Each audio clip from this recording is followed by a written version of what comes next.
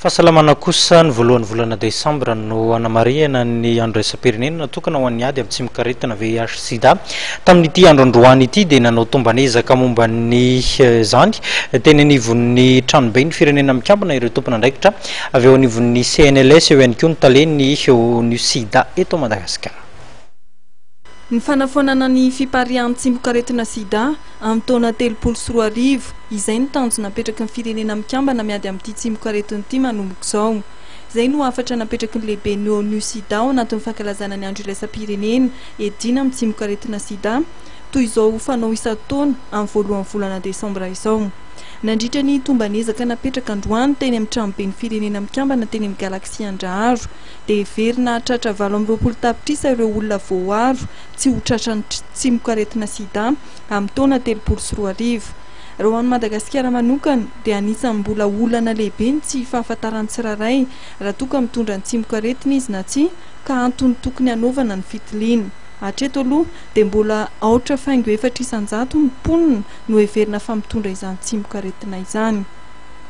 Nandritra ny fanazavany ihany koa dia nanamafy ny Dr Claire Molonga izay talehan'ny ONU sida eto Madagasikara fa ny fahatratrarana izay tanjona akselere no imasoana ankehitriny.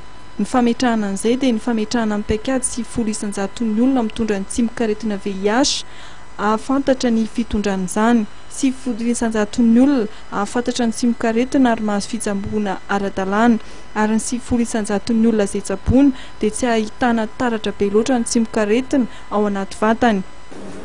4,5 alina ny olona mitondra tsy mikaretina VIH eto Madagasikara 54,000 personnes vivant avec le VIH. 1172 do i Madame Isabelle no tsaboana amin'izao fotoana izao raha masina. Mbola misy 52,000 na mahery zany mbola tsy mahafantatra. Zay zao dia efa vanga zay.